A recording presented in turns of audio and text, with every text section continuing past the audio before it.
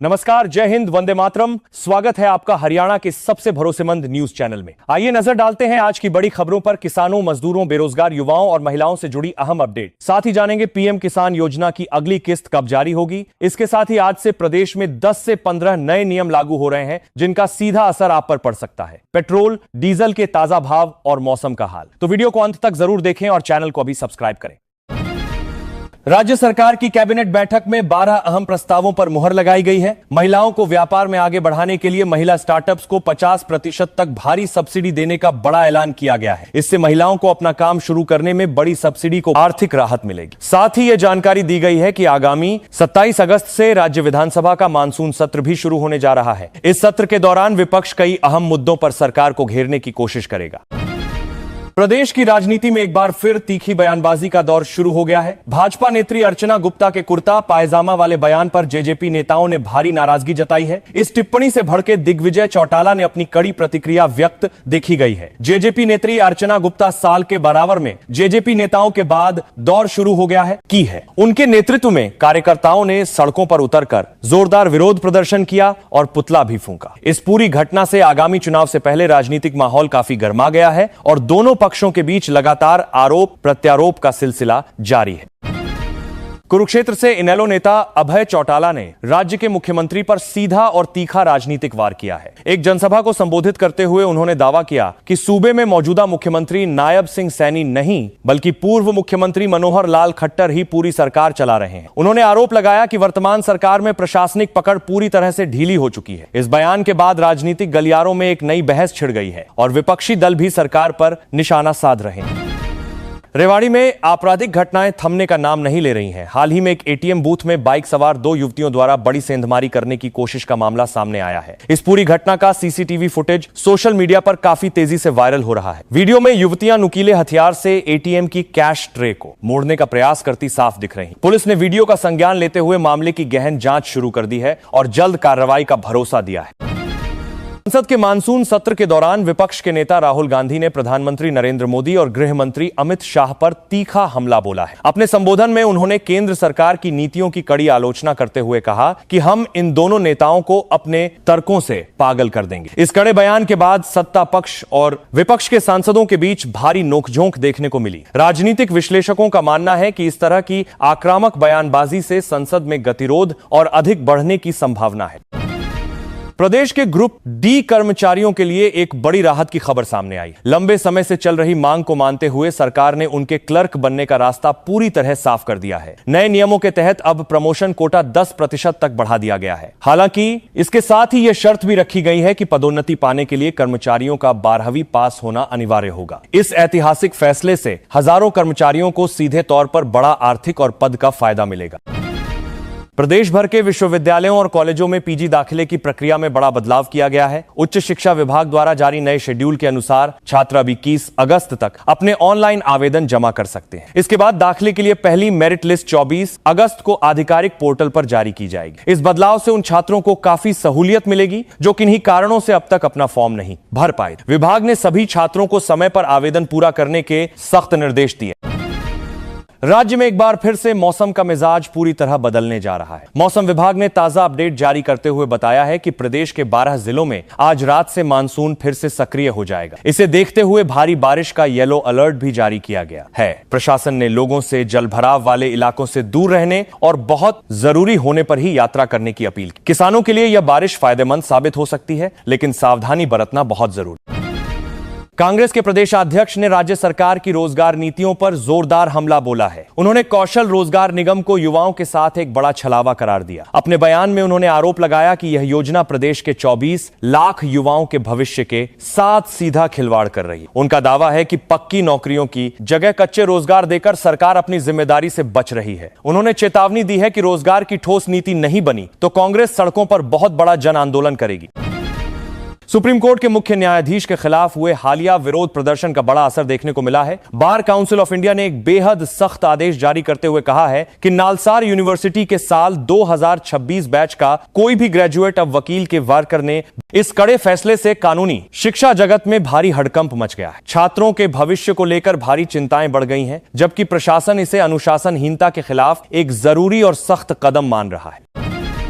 Gurugram police ने एक बहुत बड़ी आपराधिक साजिश को नाकाम करते हुए आज बड़ी सफलता हासिल की। पुलिस टीम ने विदेश में बैठकर अपना नेटवर्क चला रहे एक कुख्यात गैंगस्टर के 6 सक्रिय गुर्गों को गिरफ्तार कर लिया है। पकड़े गए इन आरोपियों के पास से काफी भारी मात्रा में आधुनिक हथियार और जिंदा कारतूस भी बरामद किए गए हैं। शुरुआती पूछताछ में पता चला है कि ये लोग शहर में किसी बड़ी वारदात को अंजाम देने की फिराक में थे। फिलहाल पुलिस इनसे नेटवर्क की जानकारी जुटा रही है।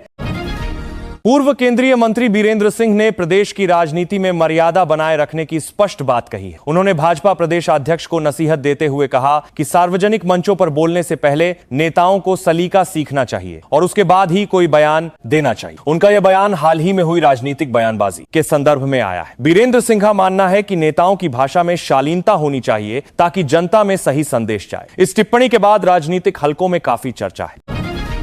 आगामी रक्षाबंधन के त्योहार से ठीक पहले सर्राफा बाजार में काफी तेज उछाल देखने को मिल रहा है। त्योहारी मांग बढ़ने के कारण 22 कैरेट सोने का भाव अचानक बढ़कर 70,000 रुपए प्रति 10 ग्राम के पार पहुंच गया है। बाजार के जानकारों का मानना है कि अंतर्राष्ट्रीय कारणों और घरेलू बाजार में जेवरों की मांग बढ़ने से कीमतों में यह इजाफा हुआ है। सोने के बढ़ते दामों ने आम खरीदारों के बजट को जरूर प्रभावित किया है, लेकिन निवेशक इस तेजी से काफी अच्छे मुनाफे की उम्मीद जता रहे हैं।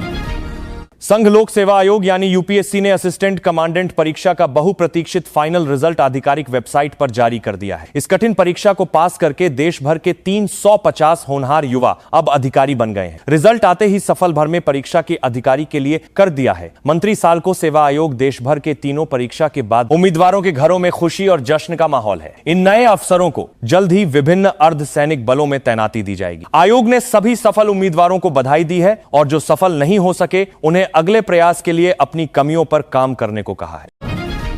उत्तर भारत के कई राज्यों में बारिश का कहर अभी भी लगातार जारी है। मौसम विभाग यानी आईएमडी ने एक नया अलर्ट जारी करते हुए अगले 48 घंटों में भारी बारिश का अनुमान जताया है। दिल्ली, एनसीआर, हरियाणा और पश्चिमी उत्तर प्रदेश समेत कई राज्यों में तेज हवाओं के साथ जोरदार बारिश होने की कड़ी चेतावनी दी गई है। स्थानीय प्रशासन ने जलभराव वाले इलाकों में रहने वाले लोगों को सतर्क रहने को कहा है। साथ ही जरूरी कामकाज होने पर ही सुरक्षित रूपन बना रही है से घरों से बाहर निकलने की हिदायत दी गई।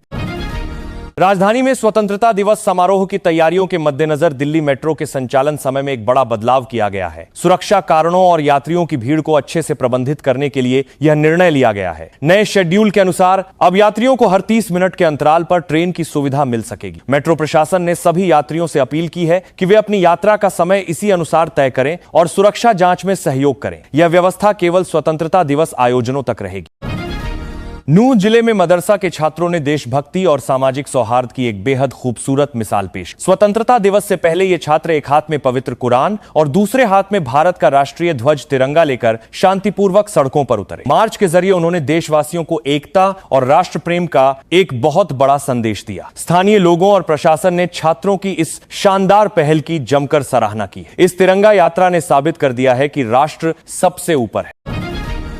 नागरिकों को सरकारी योजनाओं का लाभ आसानी से देने के लिए प्रशासन अब पूरी तरह मुस्तैद हो गया है। राज्य भर में लगाए जा रहे समाधान शिविरों में परिवार पहचान पत्र और बीपीएल राशन कार्ड की गलतियां तुरंत ठीक की जा रही हैं। उच्च अधिकारियों ने कर्मचारियों को सख्त निर्देश दिए हैं कि जनता की शिकायतों का मौके पर ही निपटारा सुनिश्चित किया जाए। इस पहल से उन हजारों लोगों को बड़ी राहत मिल रही है जो लंबे समय से दस्तावेजों को ठीक कराने के लिए दफ्तरों के चक्कर काट रहे हैं।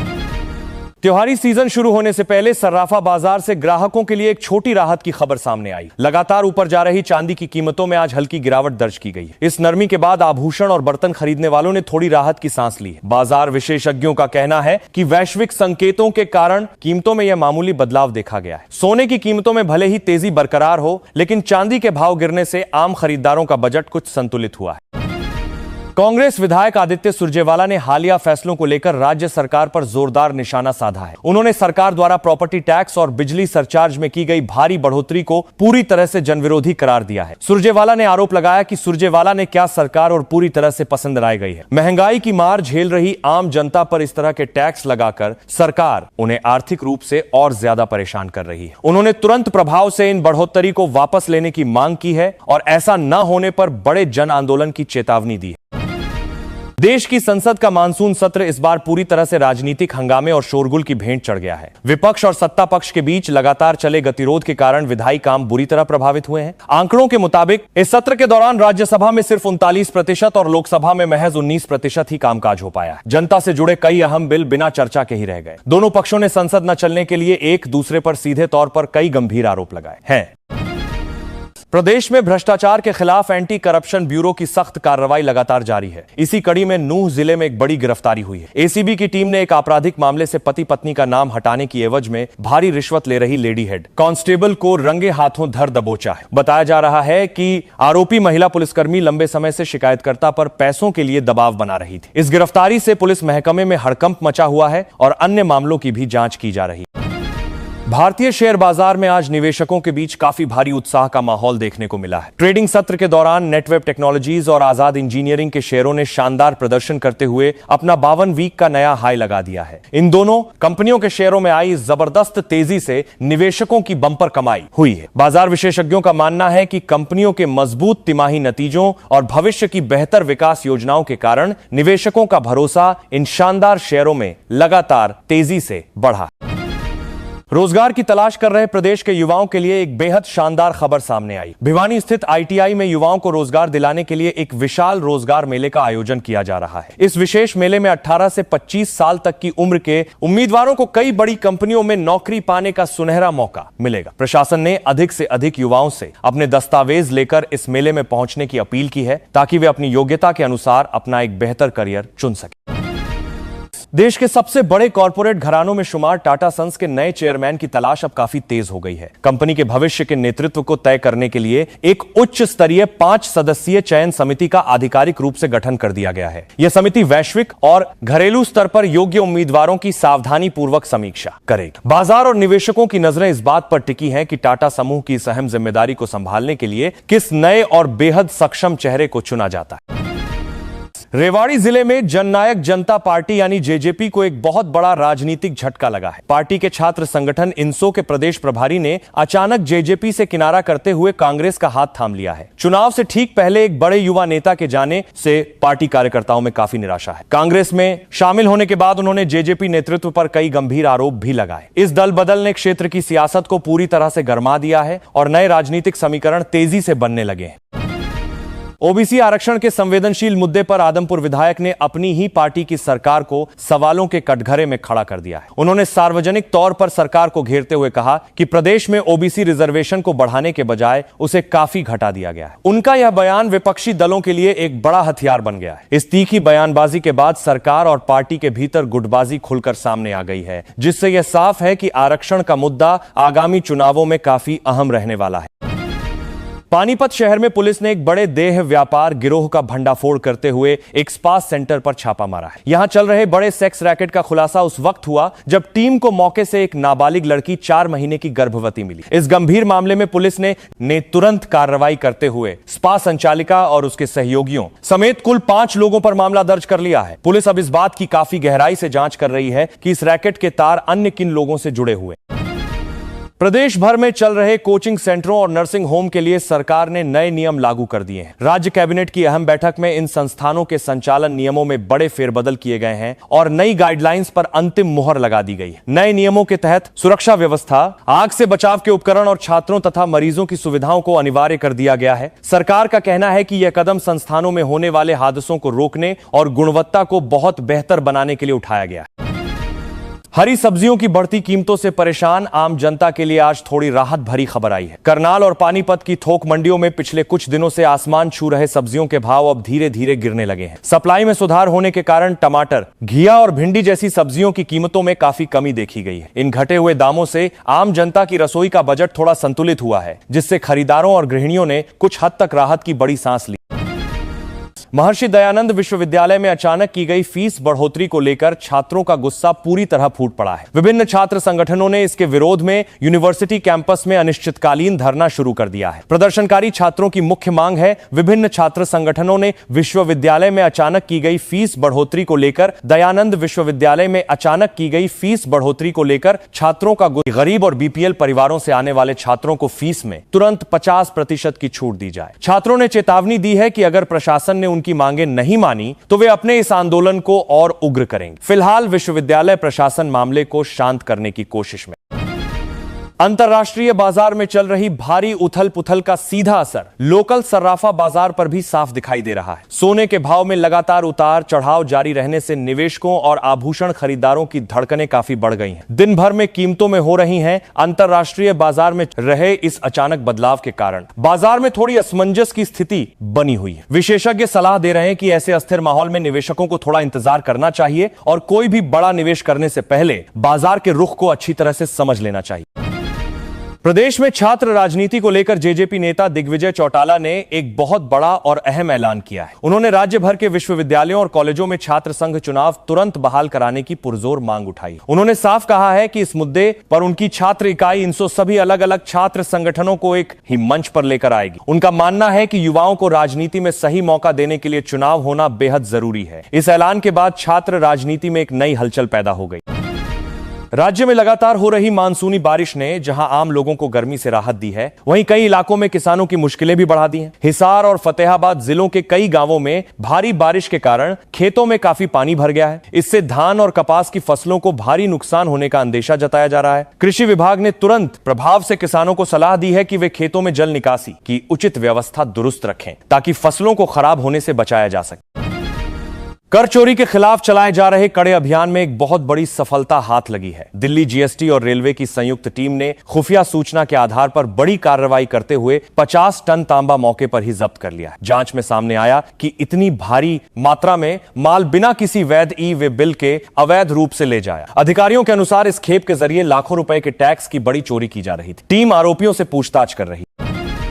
पंजाब और हरियाणा के बीच चल रहे एसवाईएल और बीबीएमबी विवाद पर सुप्रीम कोर्ट में सुनवाई के दौरान एक अहम जानकारी सामने आई। केंद्र सरकार ने अदालत में अपना बड़ा बयान देते हुए कहा है कि दोनों राज्यों के बीच एक कैशलेस फॉर्मूले पर सहमति बन रही है। इस नए प्रस्ताव के तहत जल बंटवारे और प्रशासनिक मुद्दों को सुलझाने का नया प्रयास किया जा रहा है। यदि यह फॉर्मूला पूरी तरह लागू होता है तो दशकों पुराने इस जटिल विवाद का आखिरकार एक शांतिपूर्ण और स्थायी समाधान निकल सकता है।